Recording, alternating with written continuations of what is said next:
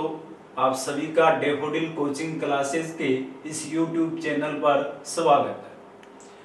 मैं जसवंत जी माचरा सर आज आपके साथ फिर भारतीय इतिहास के सिंधु सभ्यता के जो हमारा टॉपिक चल रहा है उसके कुछ स्थलों के बारे में बात करूंगा।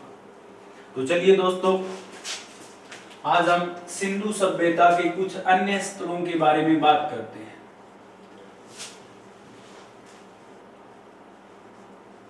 कल हमने सिंधु सभ्यता के दो स्थल हड़प्पा और मोहनजोदड़ो के बारे में बात की थी।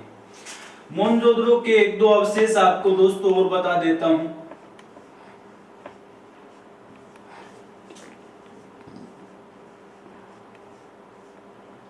मोहनजोदड़ो से हमें जो अवशेष मिले थे कल हमने अंत में चर्चा की थी। तो यहां से अन्य अवशेष में एक 20 खंभों वाला सभा भवन मिला है जिसे महाविद्यालय भवन के नाम से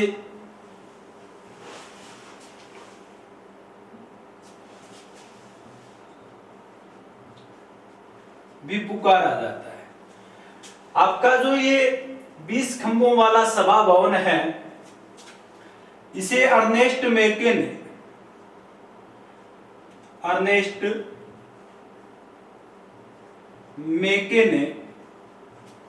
बाजार कहा है।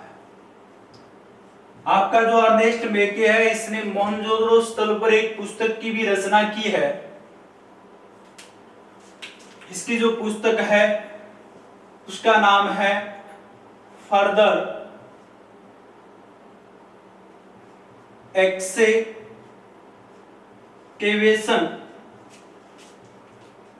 एट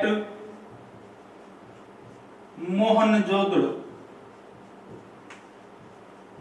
और इसकी जो ये पुस्तक है इसमें इसने इस 20 खंभा जो वाला सभा भवन है उसे बाजार नाम से संबोधित किया है कि ये मोहनजोदड़ो का बाजार है। तो दोस्तों, मोहनजोदड़ो से हमें 20 खंभों वाला सभा भवन मिला है जिसे कुछ विद्वानों ने पुरोहित आवास और कुछ विद्वानों ने महाविद्यालय भवन के नाम से संबोधित किया है या उसे महाविद्यालय भवन नाम दिया है। अर्नेस्ट मेके ने इसे बाजार की संज्ञा दी है कि ये मोहनजोदड़ो का बाजार था और उसने फर्दर एक्सकेवेशन एट मोहनजोदड़ो जो उसकी पुस्तक थी उसमें इसके बारे में चर्चा की है। इसके अलावा दोस्तों हमारे यहाँ पर अन्य अवशेषों में यहां से हमें हाथी का कपाल खंड यानी हाथी की खोपड़ी मिली है। इसके अलावा यहां से हमें घोड़े के दांत मिले, घोड़े के यहां से दांत भी मिले। आपका जो मोहनजोदड़ो स्थल है यहां से एक चित्र मिला है जिसमें एक मानव अपने हाथ में चाकू लेकर बकरे का पीछा कर रहा है। तो इस प्रकार का यहां से हमें चित्र भी मिला है। यानी अगर हम बात करें कि जो मोहनजोदड़ो स्थल है जिसमें हमने कल पढ़ा था पशुपति महादेव की एक मोहर मिली थी जिसके बाईं ओर भैंसा व गेंडा, दाईं तरफ हाथी व बाघ, सामने हिरण का चित्र मिला। यहां से हमें घोड़े के अवशेष मिले हैं, बकरे का भी यानी प्रमाण मिला है चित्र के अनुसार। तो अगर आपसे पूछे कि सिंधु सभ्यता के लोग या मोहनजोदड़ो के लोग हैं वो कौन से पशु से परिचित थे या अपरिचित थे, तो उसमें आपको यानी बकरे का जो चित्र मिला है उससे यानी वो लोग बकरे से भी यानी परिचित थे, घोड़े से भी परिचित थे, हाथी से भी परिचित थे, हिरण, बाघ, तो उन सब चीजों से क्या थे वो परिचित थे। इसके अलावा हमारा जो मोहनजोदड़ो और हड़प्पा दोनों जो नगर थे वो पक्की ईंटों से निर्मित थे और इसीलिए स्टुअर्ट पिंगट नाम का एक विद्वान है, स्टुअर्ट पिंगट नाम का, इसने हड़प्पा और मोहनजोदड़ो को जुड़वा राजधानियां बताया, जुड़वा राजधानियां बताया है। तो मोहनजोदड़ो के बारे में दोस्तों इतना ही। कल हमने मोहनजोदड़ो के अंत में अवशेष के बारे में बात की थी। कुछ बातें और आज के लिए, यानी 20 खंभों वाला सभा भवन मिला है जिसे महाविद्यालय भवन, और कुछ विद्वानों ने उसे पुरोहित आवास की संज्ञा दी है। अर्नेस्ट मेके ने इसे बाजार की संज्ञा दी। यहाँ से हमें हाथी का कपाल खंड मिला है, घोड़े के हमें दांत मिले हैं, एक ऐसा चित्र मिला है जिसमें एक मानव है वो हाथ में चाकू लिए हुए बकरे का पीछा कर रहा है। इसके अलावा स्टुअर्ट पिंगट नाम का जो विद्वान है उसने हड़प्पा और मोहनजोदड़ो दोनों जो शहर है उनको जुड़वा राजधानियां बताया है। दोस्तों आप इसका स्क्रीनशॉट ले सकते हो।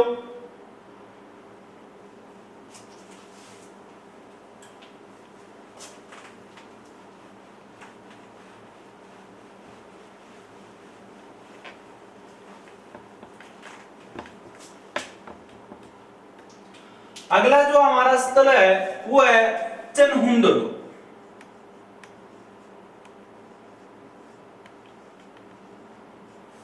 अगला हमारा स्थल है चनहुंदड़ो। आपका जो चनहुंदड़ो स्थल है इसकी जो खोज है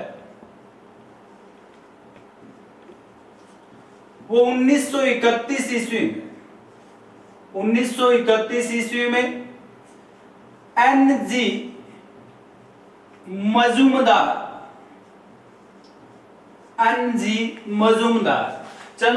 चनहुंदड़ो जो स्थल है आपका उसकी जो खोज है दोस्तों 1931 में NG मजूमदार यानी नानी गोपाल मजूमदार ने इसकी खोज की थी। आपके इस चनहुंदड़ो स्थल में एक अन्य विद्वान को भी आपको याद रखना है। यहां पर जो व्यापक उत्खनन है, व्यापक उत्खनन वो 1935 ईस्वी में अर्नेस्ट मेके ने किया था। अर्नेस्ट मेके ने 1935 ईस्वी में भी यहां पर उत्खनन किया। तो चनहुंदड़ो से संबंधित आपको दो विद्वानों को याद रखना है, नानी गोपाल मजूमदार और अर्नेस्ट मेके। कहां पर है आपका चनहुंदड़ो? तो चनहुंदड़ो आपके पाकिस्तान के सिंध प्रांत में है। और जो कल हमने मोहनजोदड़ो पढ़ा था उस मोहनजोदड़ो से 80 मील दक्षिण की दूरी पर है। आपका चनहुंदड़ो जो स्थल है पाकिस्तान के सिंध प्रांत में, मोहनजोदड़ो जो स्थल है उससे 80 मील दक्षिण की दूरी पर है। कोई नदी के किनारे पर यह स्थल नहीं है। इसके अलावा हम इसकी विशेष बात करें तो विशेष बात में हमारा ये जो चनहुंदड़ो स्थल है यहां से हमें झाकर संस्कृति के अवशेष मिले। झूकर झाकर संस्कृति के अवशेष मिले। ये जो झूकर झाकर संस्कृति है ये हड़प्पा सभ्यता के बाद की संस्कृति है और वो अवशेष हमें इस चनहुंदड़ो नामक स्थल से प्राप्त हुए। तो दोस्तों अगर आपसे पूछे कि सिंधु सभ्यता के किस स्थल से झूकर झाकर संस्कृति के अवशेष मिले हैं तो वो आपका चनहुंदड़ो स्थल है। अब हम बात करें इसके अवशेष की, हमें अवशेष कौन से प्राप्त हुए हैं। तो अवशेष में जो पहली बात करें तो ये आपका जो सिंधु सभ्यता का है एक औद्योगिक, सिंधु सभ्यता का एक औद्योगिक नगर था। सिंधु सभ्यता का चनहुंदड़ो एक औद्योगिक नगर था। इसके अलावा दोस्तों यहां से हमें मनके बनाने का कारखाना मिला। मनके बनाने का कारखाना मिला। आपके इस चनहुंदड़ो स्थल के जो कारीगर थे, यहां के जो कारीगर थे वो मुद्रा बनाने, मुद्रा निर्माण, गुड़िया यानी मनकों का निर्माण, और इसके अलावा सीप व अस्थि निर्माण का कार्य करते थे। यानी आपका जो चनहुंदड़ो स्थल है, यहाँ के कारीगर मुद्रा, गुड़िया, सीप व अस्थि निर्माण के कार्य में सिद्धहस्त थे। यहां से हमें मनके बनाने का कारखाना भी मिला है और सिंधु सभ्यता का ये एक औद्योगिक नगर था। इसके अलावा हम इसके अन्य अवशेष के बारे में बात करें तो चनहुंदड़ो से हमें सौंदर्य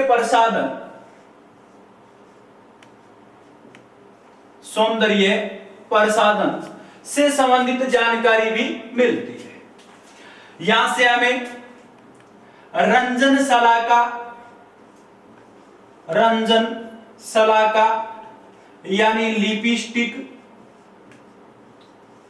तो दोस्तों आज से 5000 वर्ष पहले भी ये रंजन शलाका है, इसका उपयोग होता था। इसके अलावा यहां से हमें काजल, पाउडर,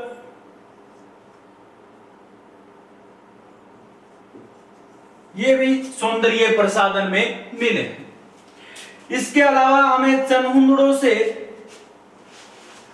स्याही की दवात भी मिली है, स्याही की दवात भी प्राप्त हुई है।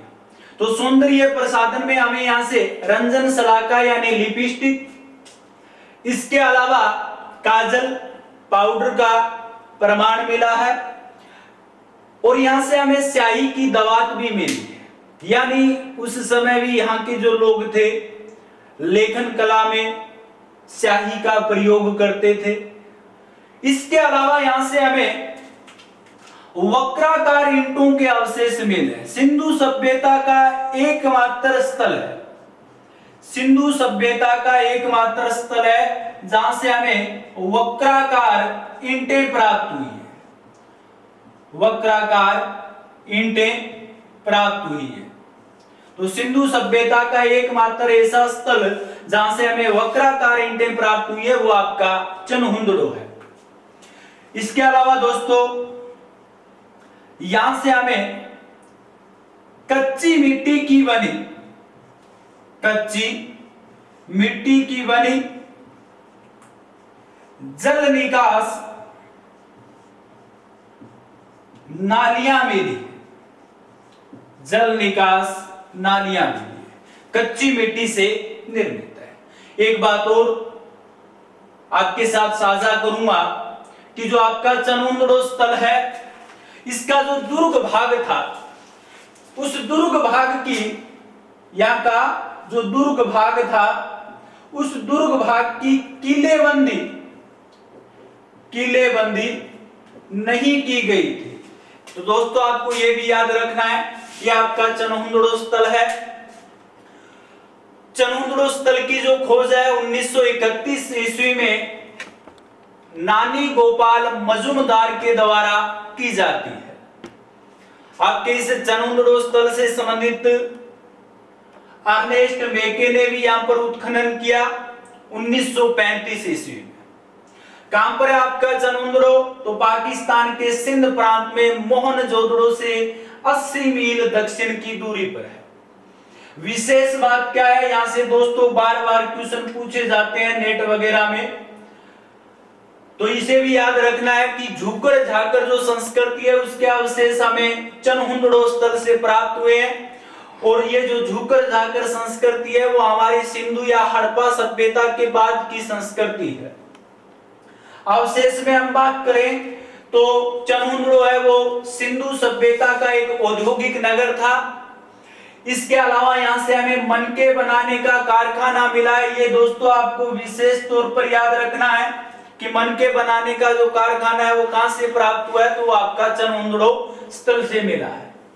यहाँ के जो कारीगर होते थे वो मुद्रा के निर्माण में, इसके अलावा गुड़िया या मनके निर्माण में, सीप और अस्थि निर्माण में सिद्धहस्त थे या ये निर्माण का कार्य करते थे। इसके अलावा दोस्तों हम सौंदर्य प्रसाधन में बात करें तो यहां से रंजन शलाका यानी लिपस्टिक, इसके अलावा यहाँ से हमें काजल और पाउडर का भी साक्ष्य मिला है। इसके अलावा दोस्तों हमें यहाँ से स्याही की दवात भी मिली, स्याही की दवात भी मिली। सिंधु सभ्यता का एकमात्र ऐसा नगर है या स्थल है चनहुंदड़ो जहां से वक्राकार ईंटें प्राप्त हुई है। इसके अलावा यहां से हमें कच्ची मिट्टी से बनी हुई जल निकास नालियों के अवशेष भी प्राप्त हुए हैं। और आपका जो चनहुंदड़ो स्थल था, इसका जो दुर्ग भाग था या इसकी जो बस्ती थी, उसकी किलेबंदी नहीं की गई। तो दोस्तों आप इसका भी स्क्रीनशॉट ले सकते हो।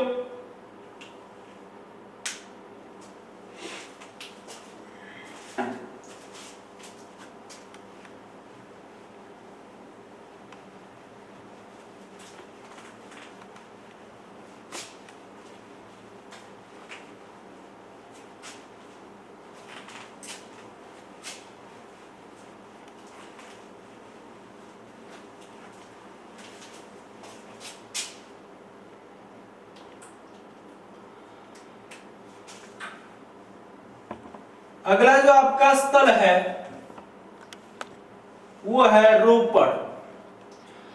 रोपड़ इसका जो वर्तमान नाम है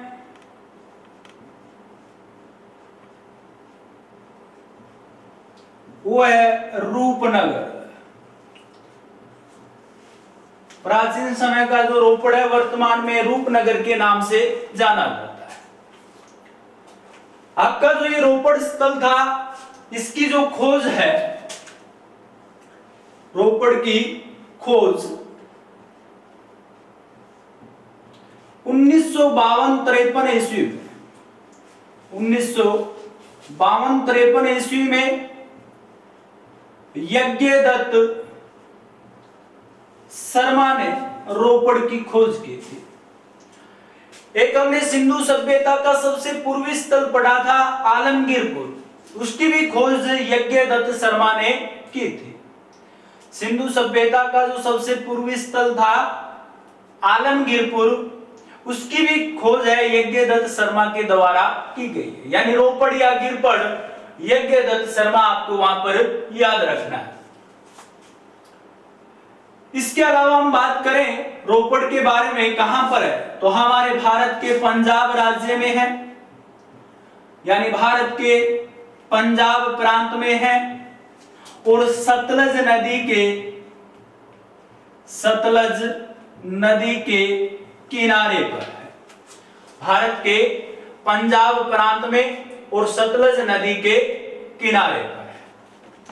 इसके अलावा यहां की जो विशेष बात करें तो विशेष बात यह है दोस्तों कि स्वतंत्र भारत में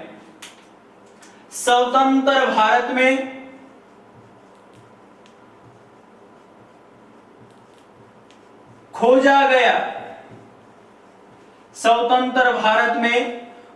गया सिंधु सभ्यता का प्रथम स्थल। स्वतंत्र भारत में खोजा गया सिंधु सभ्यता का प्रथम स्थल था वो आपका रोपड़ था।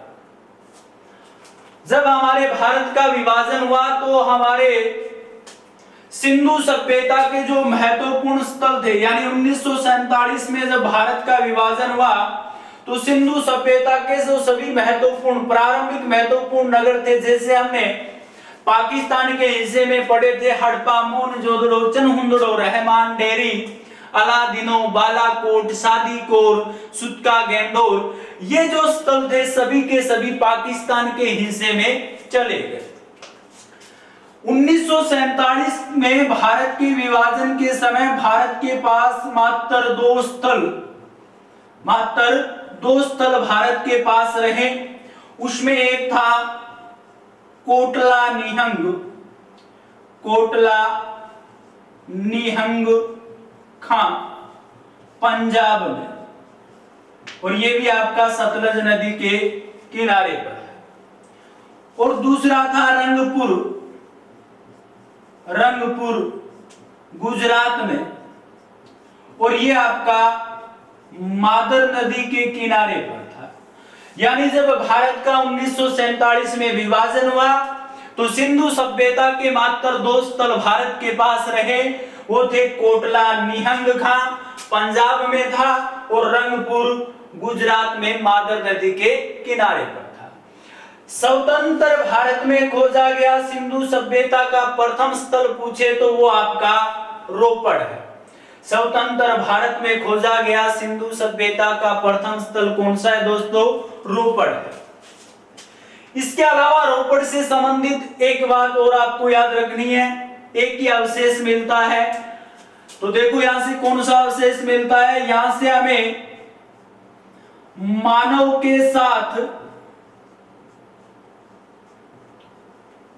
कुत्ते के समाधान, मानव के साथ कुत्ते के समाधान का प्रमाण मिलता है। जिस प्रकार से इस सदी में भी आपको इस प्रकार के उदाहरण देखने को मिल सकते हैं, क्योंकि आजकल जो लोग हैं वो कुत्तों को ज्यादा महत्व देने लग गए हैं बजाय अपने माता पिता के। तो यहां से हमें मानव के साथ कुत्ते के समाधान का प्रमाण मिला है। और ऐसा ही प्रमाण दोस्तों हमें पाषाण काल का एक स्थल है बुर्ज होम, कश्मीर में पड़ता है आपका बुर्ज होम। यहां से भी पाषाण काल के इस स्थल से भी हमें मानव के साथ कुत्ते के समाधान का प्रमाण मिलता है। ये दोस्तों आपका रोपड़ स्थल था, यानी रोपड़ है। इसका जो वर्तमान नाम है वो रूपनगर है, या इसे वर्तमान में रूपनगर के नाम से जाना जाता है। खोज 1952-53 में यज्ञदत्त शर्मा के द्वारा की गई। पंजाब प्रांत में सतलज नदी के किनारे पर है। विशेष बात, स्वतंत्र भारत में खोजा गया सिंधु सभ्यता का प्रथम स्थल। जब भारत का विभाजन हुआ तो उस समय सिंधु सभ्यता के मात्र 2 स्थल हमारे भारत के पास रहे। कोटला निहंग खां पंजाब में सतलज नदी के किनारे पर है और रंगपुर गुजरात मादर नदी के किनारे पर है। रोपड़ से एकमात्र अवशेष आपको याद रखना है, मानव के साथ कुत्ते के समाधान का प्रमाण मिला है। ऐसे प्रमाण हमें पाषाण काल के एक स्थल बुर्ज होम से भी प्राप्त हुए हैं। ऐसे प्रमाण हमें पाषाण काल के एक स्थल बुर्ज होम से भी प्राप्त हुए हैं। तो दोस्तों ये आपका रोपड़ स्थल था, आप इसका भी स्क्रीनशॉट ले सकते हैं।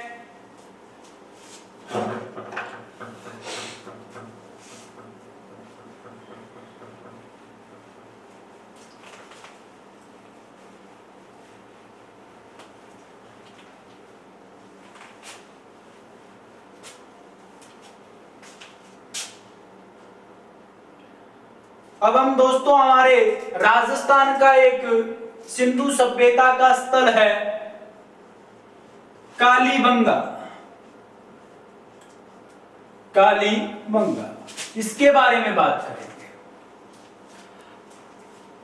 हमारा जो कालीबंगा स्थल है सिंधु सभ्यता से संबंधित, इससे पहले तो 1-2 क्वेश्चन पूछे जाते थे, यानी हल से जुते हुए खेत का प्रमाण कहां से मिला है।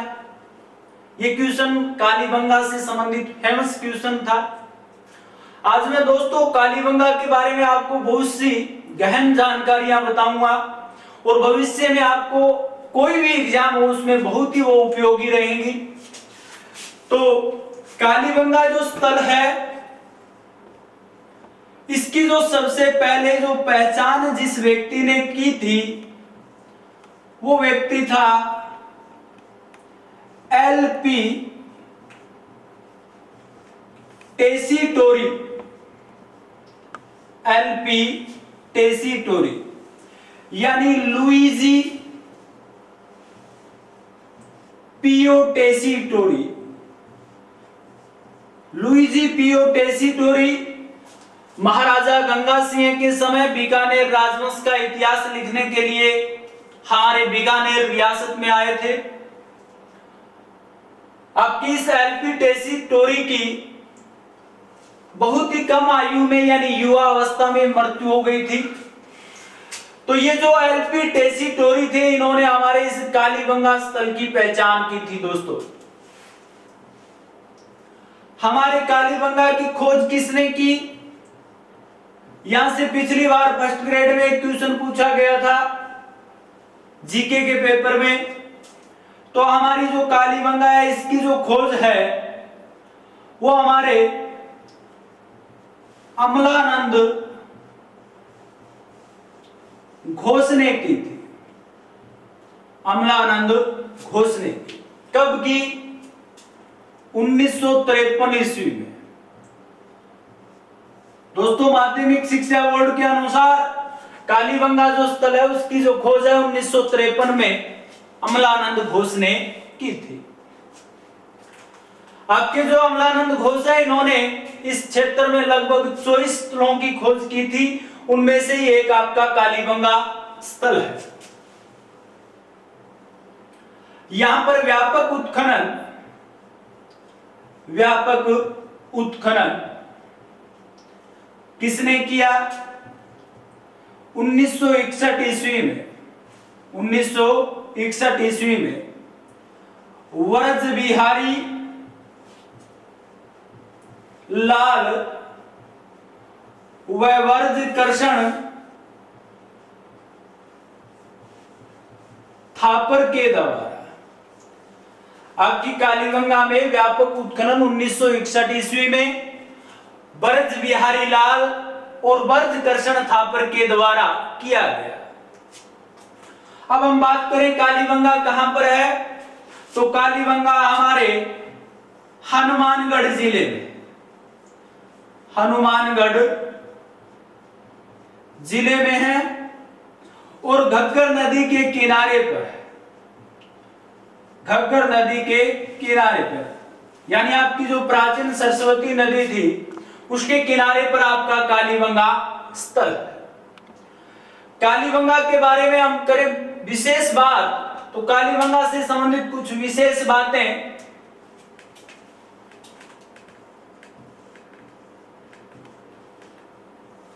एक तो कालीबंगा का जो शाब्दिक अर्थ है वो है काले रंग की चूड़ियां।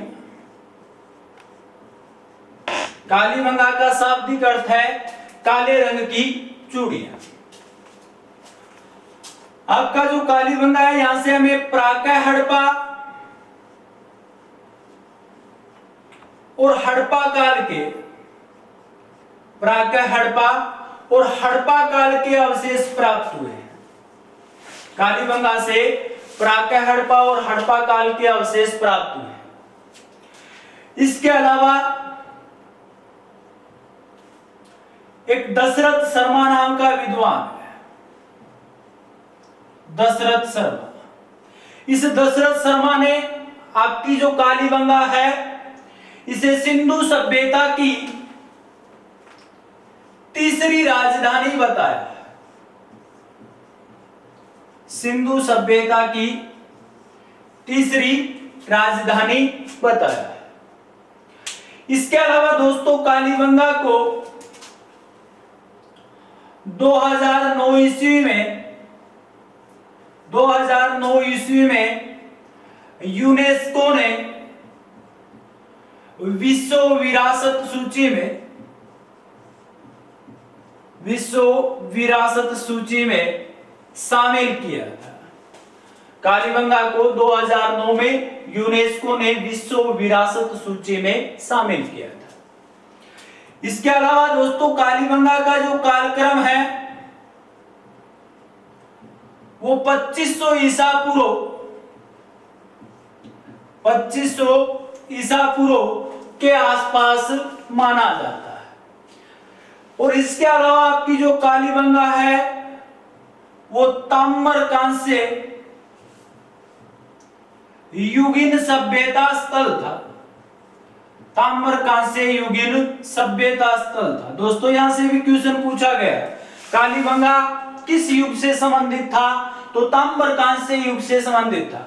हमारी जो सिंधु सभ्यता थी वो एक कांस्य युगीन सभ्यता थी, परंतु कालीबंगा में आपको याद रखना है कि कालीबंगा एक ताम्र कांस्य युगीन सभ्यता स्थल था। अब दोस्तों हम कालीबंगा के अवशेष के बारे में बात करें। अवशेष, कौन से अवशेष प्राप्त हुए, एक बार विशेष बात के बारे में दोबारा चर्चा कर लेते हैं। कालीबंगा का जो शाब्दिक अर्थ है वो है काले रंग की चूड़ियां। यहां से हमें प्रातः हड़प्पा और हड़प्पा काल, दोनों कालों के क्या है अवशेष प्राप्त हुए हैं। यानी आपकी जो सिंधु सभ्यता है वो 3 भागों में बंटी हुई है। प्रातः हड़प्पा काल यानी प्रारंभिक हड़प्पा काल, एक आपकी हड़प्पा काल यानी आपकी मूल सिंधु सभ्यता, और एक उत्तरोत्तर हड़प्पा काल यानी हड़प्पा सभ्यता के बाद का समय। तो हमें यहां से प्रातः हड़प्पा और हड़प्पा काल दोनों कालों के अवशेष मिले। दशरथ शर्मा, इसने सिंधु सभ्यता की कालीबंगा को तीसरी राजधानी बताया। 2009 ईस्वी में यूनेस्को ने कालीबंगा को विश्व विरासत सूची में शामिल किया था। कालक्रम के बारे में पूछे तो 2500 ईसा पूर्व के आसपास इसका कालक्रम माना जाता है, और यह ताम्र कांस्य युगीन सभ्यता स्थल है, यानी ताम्र कांस्य युग से इसका साक्ष्य प्राप्त होते हैं। हमारी जो सिंधु सभ्यता थी वो एक कांस्य युगीन सभ्यता थी। अब दोस्तों हम अवशेष के बारे में बात करते हैं। अवशेष में हम जो प्रथम बात करते हैं, और आपका प्राचीन समय से क्वेश्चन पूछा जाता है, तो यहां से हमें प्रातः हड़प्पा कालीन हल से जूते हुए खेत के प्रमाण मिले। प्रातः हड़प्पा कालीन हल से जूते हुए खेत का प्रमाण मिला है। और दोस्तों ये क्वेश्चन तो आपको याद ही है, आपको कभी पूछे जिंदगी में कि हल से जूते हुए खेत का प्रमाण कहां से मिला है, तो आप तुरंत बता दोगे कि कालीबंगा से प्राप्त हुए। ये जो खेत है इसमें चना और सरसों, चना व सरसों 2 फसलें एक साथ बोने के प्रमाण मिले।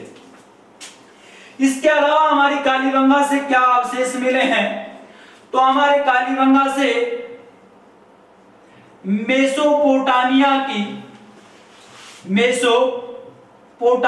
की बेलनाकार मोहर प्राप्त हुई है।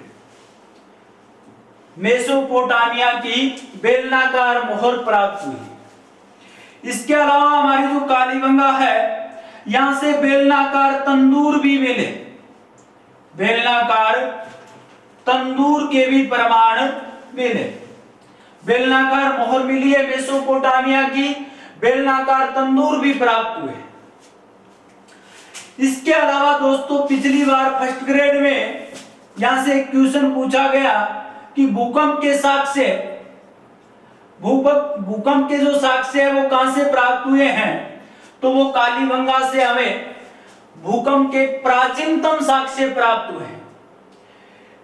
एक बार दोस्तों इतना ही, यानी अवशेष में हम बात करें तो हमें प्रातः हड़प्पा काल से संबंधित हल से जुते हुए खेत का प्रमाण, जिसमें चना व सरसों 2 फसलें एक साथ बोने का प्रमाण मिला है। मेसोपोटामिया की बेलनाकार मोहर प्राप्त हुई है, बेलनाकार यहां से तंदूर प्राप्त हुए हैं, भूकंप के साक्ष्य भी मिले। दोस्तों आप इसका स्क्रीनशॉट ले सकते हैं, आगे हम और चर्चा करेंगे।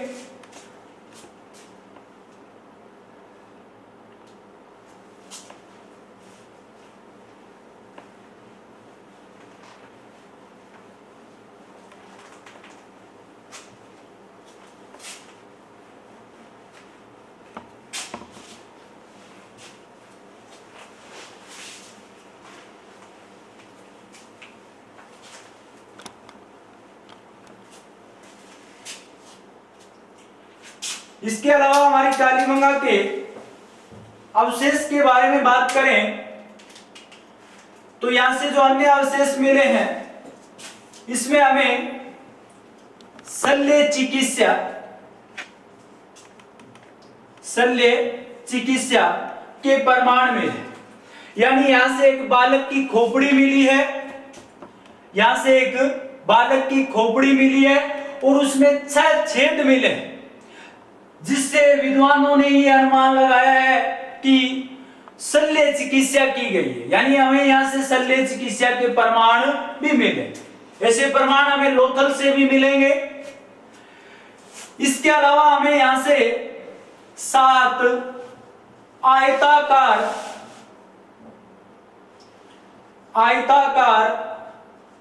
यज्ञ वेदी मिली है। 7 आयताकार यज्ञ वेदी हमें कालीबंगा से मिली है। और यहां से हमें पशु बलि के साक्ष्य भी प्राप्त होते हैं, पशु बलि के साक्ष्य भी प्राप्त होते हैं। इसके अलावा हमारे इस कालीबंगा नामक स्थल से एकमात्र इसी स्थल से ऊंट की हड्डियां मिली। कालीबंगा से हमें ऊंट की हड्डियां प्राप्त हुई।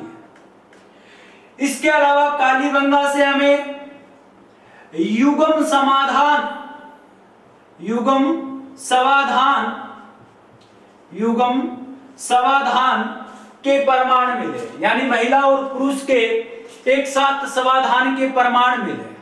हो सकता है क्योंकि हमारी जो सिंधु सभ्यता थी एकमात्र सत्तात्मक सभ्यता थी, जैसे राजपूत काल में महिलाओं को सती होना पड़ता था, उसी प्रकार शायद सिंधु सभ्यता के समय पुरुषों को सता होना पड़ता था। क्योंकि यहां से भी हमें युगम समाधियां मिली है, तो यहां से महिला और पुरुष दोनों के दाह संस्कार के प्रमाण मिले। इसके अलावा यहां से हमें लकड़ी की बनी जल निकास नालियां मिली। वैसे तो यहां से लकड़ी से बनी हुई जल निकास नालियां में प्राप्त हुई है, परंतु यहां पर सार्वजनिक नालियां नहीं मिली। और कालीबंगा ये सिंधु सभ्यता का वह स्थल है जहां से स्पष्ट जल निकास या शहरी जल निकास प्रणाली का अभाव हमें मिलता है। अगर पूछे कि सिंधु सभ्यता के किस स्थल से जल निकास प्रणाली के अभाव हमें मिलते हैं, तो वो हमारा कालीबंगा स्थल है। वैसे यहां से हमें अपवाद स्वरूप है वो लकड़ी की बनी हुई जल निकास नालियां मिली। इसके अलावा यहां से अलंकृत ईंटों से निर्मित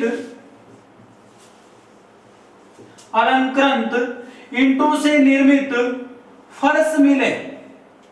अलंकृत ईंटों से निर्मित फर्श भी मिले। तो कालीबंगा से हमें शल्य चिकित्सा के प्रमाण मिले हैं। यहां से 7 आयताकार यज्ञ वेदी मिली है। पशु बलि के भी साक्ष्य यहां से हमें प्राप्त हुए हैं। ऊंट की हड्डियां एकमात्र आपके इसी कालीबंगा स्थल से प्राप्त हुई हैं। युगम समाधान यानी अंत्येष्टि के प्रमाण यहां से प्राप्त हुए हैं। लकड़ी की बनी हुई जल निकास नालियां मिली है। दोस्तों यहां पर आपको ये याद रखना है कि यहां से हमें सार्वजनिक जल निकास नालियां नहीं मिली। कालीबंगा इस सिंधु सभ्यता का वह स्थल है जहां से हमें स्पष्ट जल निकास प्रणाली है उसका अभाव मिलता है, यानी अपवाद स्वरूप हमें यहां से लकड़ी की बनी हुई जल निकास नालियां मिली। यहां से अलंकृत ईंटों से निर्मित फर्श मिले। अलंकृत ईंटों से निर्मित फर्श मिले। आगे हम बात करें तो हमारे इस कालीबंगा से कांसे का दर्पण भी मिला। कांसे का दर्पण मिला है। दोस्तों आप कमेंट में बताना कि और किस स्थल से कांसे के दर्पण का प्रमाण हमें प्राप्त हुआ है। उससे पता चलेगा कि आप नियमित रूप से पढ़ रहे हो या नहीं पढ़ रहे। तो यहां से कालीबंगा से हमें कांसे का दर्पण मिला है। तांबे की बनी हुई वर्षभ की मूर्ति मिली, वर्षभ या बेल की मूर्ति कालीबंगा से प्राप्त हुई। इसके अलावा कालीबंगा से अंडाकार कवर प्राप्त हुई, यानी अंडाकार कवरें यहां से मिली। इसके अलावा कालीबंगा के प्रत्येक घर से कुओं के प्रमाण मिले, कुओं के प्रमाण भी प्राप्त हुए। इसके अलावा हमारा जो कालीबंगा स्थल है, यहां से हमें 3 प्रकार के समाधान का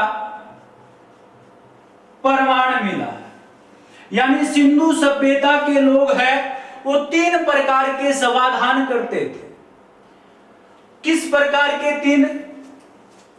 तो देखो, 1 नंबर होता था उनका पूर्ण समाधिकरण, पूर्ण समाधिकरण, यानी इसमें मृतक व्यक्ति को पूर्णतः दफन कर दिया जाता था, जिस प्रकार हमारे मोहम्मदन जो समाज है यानी मुस्लिम समाज में मृतक व्यक्ति को दफन किया जाता है। दूसरा, आंशिक समाधिकरण, आंशिक समाधिकरण, यानी मृतक जो व्यक्ति होता था उसके शरीर को जंगल में पशु पक्षियों के खाने के लिए छोड़ दिया जाता था और उसके बाद में जो उसकी हड्डियां बचती थी उनको दफन कर दिया जाता था, उसे आंशिक समाधिकरण कहा जाता था। दोस्तों, आपसे यहां से क्वेश्चन पूछता हूं और आप कमेंट में इसका उत्तर भी देना कि हमारे राजस्थान का ऐसा कौन सा संप्रदाय था जिसमें आंशिक समाधिकरण का प्रचलन था। इसके अलावा तीसरा है दाह संस्कार, दाह संस्कार, जो हमारे हिंदू समाज में प्रचलित है और जिसकी जैसी इच्छा हो वो दाह संस्कार कर सकता है। तो हमारी जो सिंधु सभ्यता थी, यानी किसी को चंदन की लकड़ी मिल जाए और किसी को पीपल की लकड़ी नसीब हो और किसी को कुछ नसीब भी नहीं होता, तो वो तो हर किसी की किस्मत की बात होती है दोस्तों। तो यहां से 3 प्रकार के समाधान, यानी हमारी सिंधु सभ्यता में 3 प्रकार के समाधानों का क्या था, प्रचलन था और उनका जो स्पष्ट प्रमाण है, उनका जो स्पष्ट प्रमाण है हमारे इस कालीबंगा स्थल से मिला है। एक आपका पूर्ण समाधिकरण, दूसरा है आंशिक समाधिकरण और तीसरा है दाह संस्कार। और आपको आंशिक समाधिकरण के बारे में बताना है कि इसका हमारे राजस्थान के किस संप्रदाय में प्रचलन था। इसके अलावा दोस्तों यहां से मातृ देवी का प्रमाण नहीं मिला है, मातृ देवी का प्रमाण नहीं मिला। कालीबंगा स्थल से हमें मातृ देवी का कोई प्रमाण नहीं मिलता।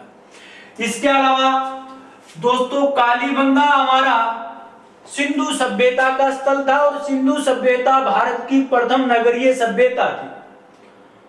और हमने हड़प्पा और मोहनजोदड़ो के बारे में पढ़ा कि वहां के जो भवन थे पक्की ईंटों से निर्मित थे, परंतु यहाँ के जो भवन थे वो कच्ची ईंटों से निर्मित थे, कच्ची ईंटों से निर्मित थे। हड़प्पा, मोहनजोदड़ो और कालीबंगा तीनों जो नगर है उनकी नगर योजना एक समान थी, परंतु यहाँ के जो भवन थे वो कच्ची ईंटों से निर्मित थे और इसी कारण विद्वानों ने आपके इस कालीबंगा को दीनहीन या गरीब की बस्ती कहा, दीनहीन या गरीब की बस्ती कहा। इसके अलावा दोस्तों हमने पढ़ा प्रारंभ में हड़प्पा में कि सिंधु सभ्यता के जितने भी नगर थे एकमात्र धोलावीरा को छोड़कर सभी 2 भागों में विभाजित थे। एक होता था दुर्ग भाग, एक होता था नगर भाग। जिसमें जन सामान्य निवास करता था। हमारी इस कालीबंगा का जो दुर्ग भाग है, कालीबंगा का जो दुर्ग भाग है, वो दुर्ग भाग दो भागों में विभाजित है। एकमात्र सिंधु सभ्यता का ऐसा स्थल जिसका जो दुर्ग भाग है दो भागों में विभाजित है और उनके चारों तरफ किलेबंदी भी की गई है, तो वो आपका कालीबंगा है। तो कालीबंगा का जो दुर्ग भाग है वो दो भागों में विभाजित है। इसके अलावा सिंधु सभ्यता में जो सड़कें हैं, जैसे कल हमने सड़क के बारे में बात की कि सिंधु सभ्यता की जो सबसे चौड़ी सड़क है और ग्रिड पैटर्न पर जो समकोण पर सड़कें मिली है मोहनजोदड़ो से प्राप्त हुई है। सिंधु सभ्यता में सड़कों को पक्के करने का यानी पक्की सड़क के निर्माण का जो प्रमाण है वो यहीं से मिलता है। वैसे दोस्तों ये भी अपवाद स्वरूप है, क्योंकि हमारे इस कालीबंगा में जो भवन है वो कच्ची ईंटों से निर्मित है, परंतु यहां से जो सड़कें हैं उनको पक्के करने का प्रमाण भी मिलता है। दोस्तों एक बार दोबारा देख लो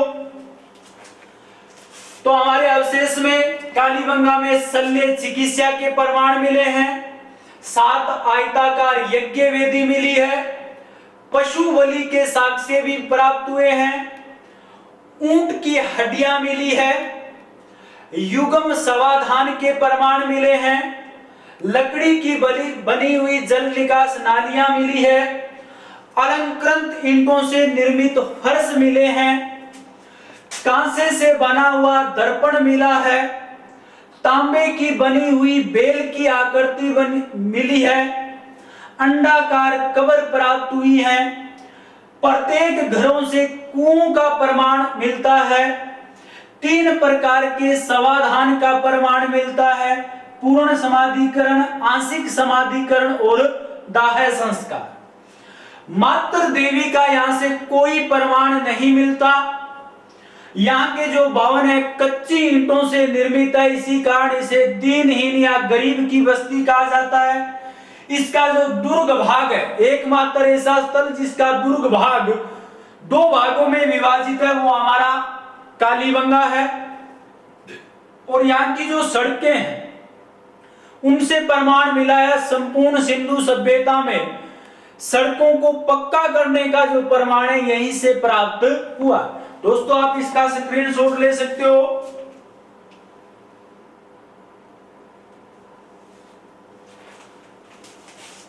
दोस्तों मैं आशा करता हूं आज का जो वीडियो है आपको पसंद आएगा। आप हमारे इस वीडियो को लाइक करें, शेयर करें, कमेंट भी करें। इसके अलावा आपके कोई सुझाव हो तो वो भी हमारे साथ साझा करें। और मैं आज फिर आपसे अपील करता हूं कि आप अपनी जो पढ़ाई है उसे सुचारू रूप से शुरू करें। हमारे जो पुराने जो वीडियो है उनको भी देखें और साथ में जो हमारे नए वीडियो है उनको प्राप्त करने के लिए हमारे इस कोचिंग संस्थान के YouTube चैनल के बेल आइकन बटन है उसे भी दबाएं। और अगर आपने हमारे इस YouTube चैनल को सब्सक्राइब नहीं किया है तो उसे सब्सक्राइब भी करें। आपके लिए ये जो डैफोडिल संस्थान की तरफ से एक मुहिम चलाई गई है, मैं आशा करता हूं कि आपको ये बहुत ही फायदेमंद होगी और हमें आपके सहयोग की जरूरत है। यानी आप हमारा उत्साह जो है वो बढ़ाएं ताकि हम आपके लिए अच्छे से अच्छे वीडियो लेकर आए। आप हमारे इस डैफोडिल कोचिंग परिवार से जुड़े रहें, आपको अच्छे से अच्छे व्याख्यान यहाँ से प्राप्त होंगे। इसी के साथ दोस्तों आज के लिए इतना ही। जय हिंद, जय भारत।